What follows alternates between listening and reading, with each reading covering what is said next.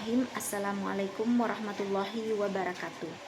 Perkenalkan, saya Nursabila Hamid dengan NIM 1015612310, mahasiswa dari program studi pendidikan agama Islam kelas TP1 semester 4. Dalam video ini saya akan menyampaikan materi sejarah Islam pada masa Bani Abbasiyah sebagai salah satu tugas ujian tengah semester untuk mata kuliah sejarah kebudayaan Islam.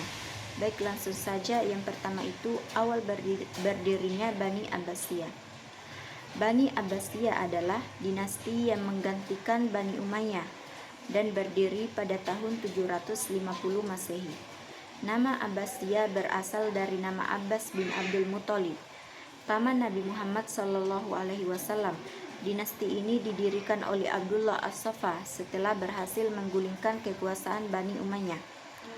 Salah satu alasan utama berdirinya Bani Abbasiyah adalah ketidakpuasan rakyat terhadap pemerintahan Bani Umayyah, terutama dari kalangan Mawali, yaitu orang-orang non-Arab yang telah memeluk Islam. Mereka merasa diperlakukan tidak adil dan tidak mendapatkan hak yang sama dengan orang Arab. Gerakan Bani Abbasiyah muncul sebagai bentuk perjuangan untuk menegakkan keadilan dan kesetaraan dalam umat Islam. Dengan strategi politik yang cerdas dan bantuan dari Abu Muslim al-Khurasani, seorang panglima militer dari Persia, gerakan ini berhasil merebut kekuasaan.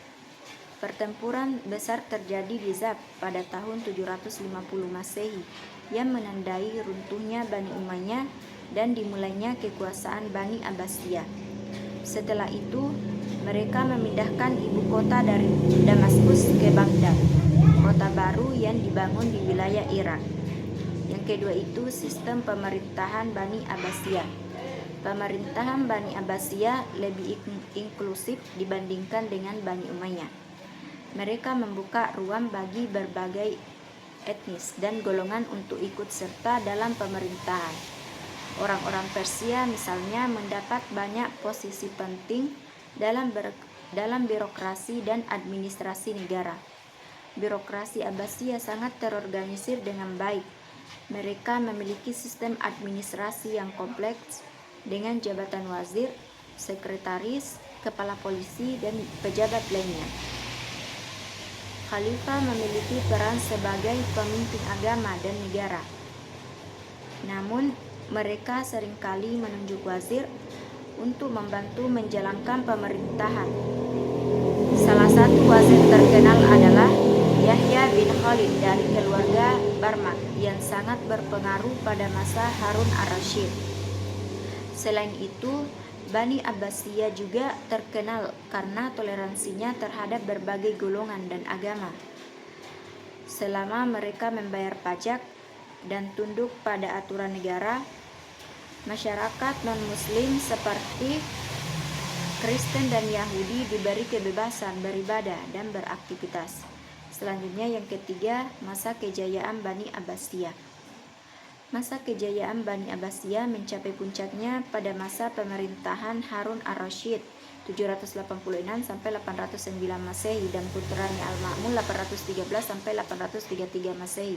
Pada masa ini Baghdad tumbuh menjadi pusat peradaban dunia yang menyaingi kota-kota besar lainnya seperti Roma dan Konstantinopel.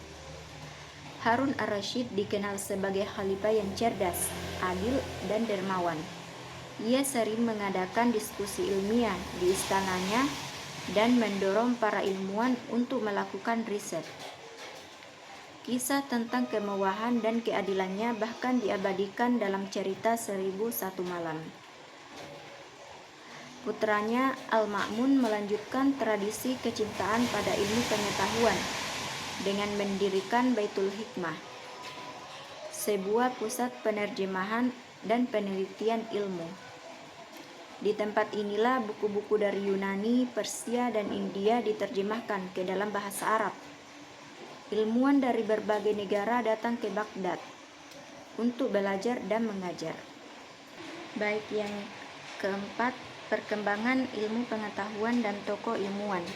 Beberapa tokoh penting pada masa Abbasiyah antara lain yang pertama itu Al-Khwarizmi, ahli matematika yang menemukan dasar-dasar aljabar. Yang selanjutnya Ibnu Sina, dikenal di barat sebagai Avicenna, ahli kedokteran dan penulis buku Al-Qanun fi at-Tibb. Selanjutnya Jabir bin Hayyan, ahli kimia yang dianggap sebagai bapak kimia modern. Selanjutnya Al-Razi, tokoh besar dalam bidang kedokteran dan kimia. Selanjutnya Al-Farabi dan Al-Kindi, ahli filsafat dan logika. Selain itu, ilmu astronomi, geografi, musik, dan sastra juga berkembang. Banyak alat ilmiah ditemukan dan digunakan seperti astrolab dan globe langit. Ilmu dari masa ini sangat berpengaruh terhadap perkembangan ilmu pengetahuan di Eropa. Selanjutnya yang kelima, kehidupan ekonomi dan sosial. Pada masa pemerintahan Bani Abbasiyah, kondisi ekonomi mengalami kemajuan pesat. Baghdad sebagai ibu kota menjadi pusat perdagangan internasional. Barang-barang dari berbagai belahan dunia seperti Tiongkok, India, Afrika, dan Eropa diperjualbelikan di pasar-pasar Baghdad. Sistem perdagangan yang digunakan sangat maju dengan adanya mata uang dinar emas dan dirham perak yang bernilai tinggi. Pemerintah Abbasiyah juga memperkenalkan sistem perbankan dan surat cek yang dikenal dengan istilah suftaja. Dengan suftaja, para pedagang tidak perlu membawa uang dalam jumlah besar saat melakukan perjalanan jauh, sehingga keamanan lebih terjamin. Selain itu, pembangunan infrastruktur seperti jalan raya, jembatan, pelabuhan, dan pasar-pasar umum juga didukung secara besar-besaran oleh negara. Dalam bidang sosial, masyarakat hidup dalam keadaan yang cukup harmonis. Islam pada masa Abbasiyah menjadi agama yang membawa kedamaian dan rahmat. Masyarakat dari berbagai latar belakang budaya, etnis, dan agama hidup berdampingan dengan aman, selama mereka mematuhi hukum dan aturan negara. Mereka diberi kebebasan untuk menjalankan ibadah dan aktivitas sehari-hari. Negara juga memperhatikan pendidikan dan kesehatan. Banyak didirikan sekolah, madrasah, rumah sakit, dan pusat-pusat riset. Tenaga pengajar dan dokter dibayar oleh negara. Hal ini menciptakan masyarakat yang terpelajar dan sehat secara fisik dan mental. Selanjutnya pada bagian yang keenam, kemunduran Bani Abbasiyah. Meskipun sempat mencapai masa kejayaan, kekhalifahan Abbasiyah akhirnya mengalami kemunduran yang cukup signifikan. Ada banyak faktor yang menyebabkan kemunduran ini. Salah satunya adalah perebutan kekuasaan di dalam keluarga kerajaan sendiri. Banyak khalifah yang diangkat bukan karena kemampuan, tetapi karena pengaruh dan tekanan politik dari kelompok tertentu. Kemudian banyak wilayah kekuasaan Abbasiyah yang memisahkan diri dan mendirikan dinasti-dinasti kecil yang mandiri, seperti dinasti Fatimiyah di Mesir, dinasti Aghlabiyah di Afrika Utara, dan dinasti Tuluniyah di Mesir. Meskipun mereka masih mengakui Khalifah Abbasiyah secara simbolis, tetapi secara politik dan administratif mereka merdeka. Selain itu, ketergantungan Khalifah terhadap tentara bayaran, terutama tentara dari bangsa Turki, justru menjadi bumerang. Para tentara ini sering mencampuri urusan pemerintahan dan bahkan bisa menggulingkan khalifah yang tidak mereka sukai. Stabilitas negara pun terganggu karena terjadi banyak kudeta dan konflik internal. Serangan eksternal juga sangat berpengaruh terhadap kemunduran. Perang salib yang dilancarkan oleh Eropa Barat melemahkan banyak wilayah Islam. Selain itu, munculnya kekuatan baru seperti bangsa Mongol menjadi ancaman besar bagi keberlangsungan kekuasaan Abbasiyah. Selanjutnya pada bagian ketujuh, runtuhnya Bani Abbasiyah. Puncak dari keruntuhan Bani Abbasiyah terjadi pada tahun 1258 Masehi ketika pasukan Mongol yang dipimpin oleh Hulagu Khan menyerbu Baghdad. Penyerangan ini sangat brutal dan menghancurkan segala kemajuan yang telah dibangun selama berabad-abad.